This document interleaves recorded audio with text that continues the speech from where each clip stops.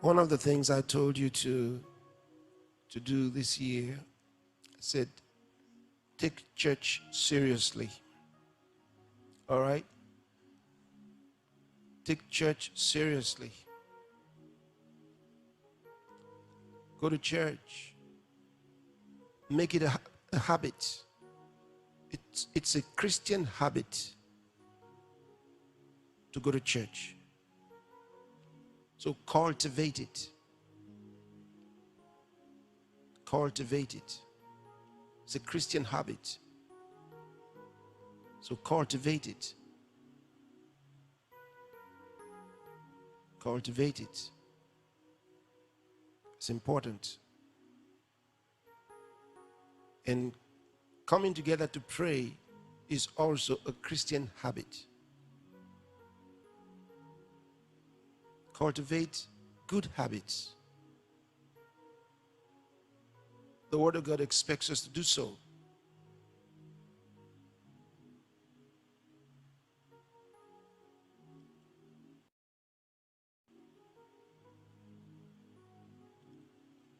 And train your children to do the same. Raise them to go to church. Raise them to pray.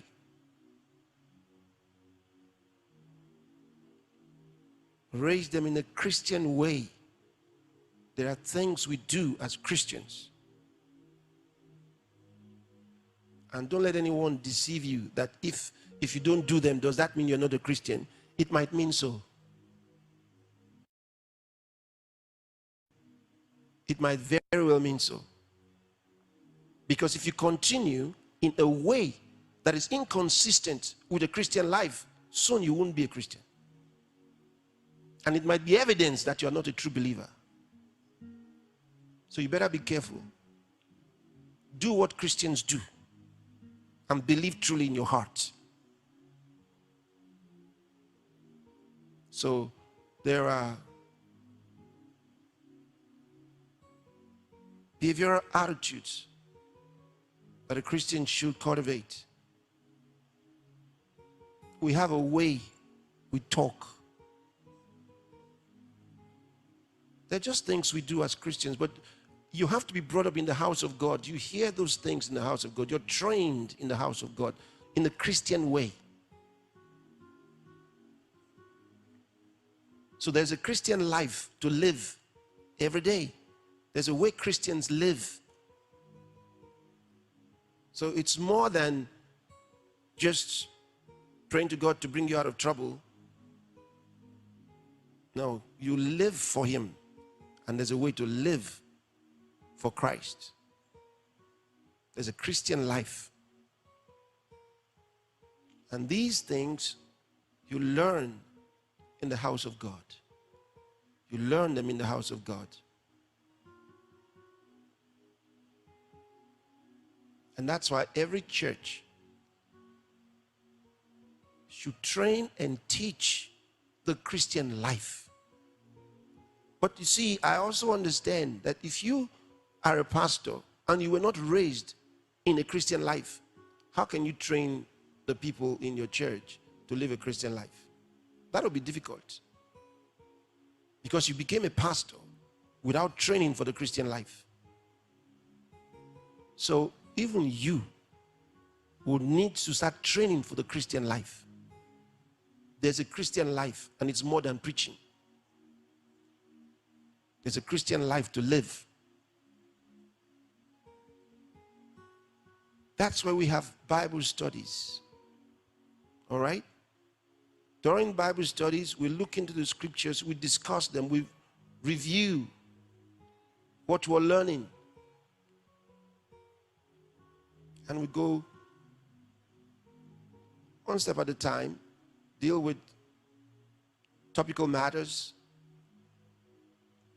And then we study the books, study characters in the Bible. There are many ways, several ways of studying the scriptures to learn for your life so that you can live a personal Christian life. I often ask leaders Ministers, I say, if you're not preaching, what is your Christian life? Because there's a Christian life to live on your own, just as a person. There's a life to live. Practice it. Practice it. You begin practicing it when you learn first to go to church. When you go to church, listen. Participate. Don't sleep. Listen. Follow what's going on. There are many things that happen in the church you can learn from. Many things. From the beginning to the end, there are many things that happen in the church. You can learn. Sometimes they make announcements. Then you get to hear of different groups in the church. Maybe you're not in any group. That's the time to find out about the groups and join a group in the church. Be much more than Sunday Christian. Become a real member.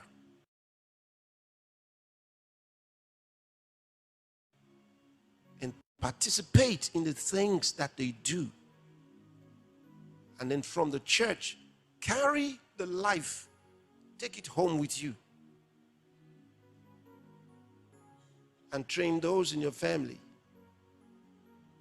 to live the same.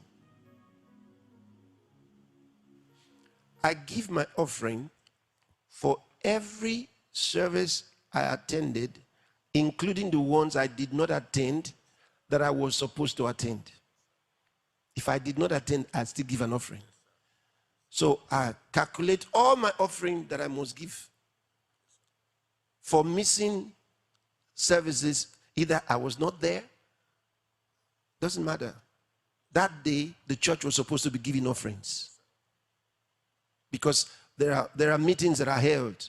Churches hold meetings on Sundays, they hold meetings on Wednesdays, and they ask everyone to give an offering. And then there are special meetings, special programs that are held by churches. So all those special services, I give my offering. Why do you think I do it? Do you think I'm stupid? Because I don't want to ever be broke in my life. And God already said in his word, he said, give, and it shall be given unto you. Good measure, pressed down, shaken together, and running over shall men give into your bosom. He already said so. And he showed us that the number one place to give for assured prosperity, he said, is in the house of God. That's the number one. Before alms to the poor, all kinds of other kinds of giving. There are so many different types of giving. But the number one that gives you assurance of financial prosperity is in the house of God. So I'm wise by that. I'm wise by that. So I say the same to you. Never be comfortable that you didn't give your offering. Don't be comfortable. It's not a comfortable place to be. Otherwise, you'll find that the financial problems that circulate around the world will affect you. But I will always be isolated from all forms of economic disadvantage. I will always be. Because he told us what to do to have financial insurance. And when you're doing it, you know. It's like salvation. He told you what to do to have salvation.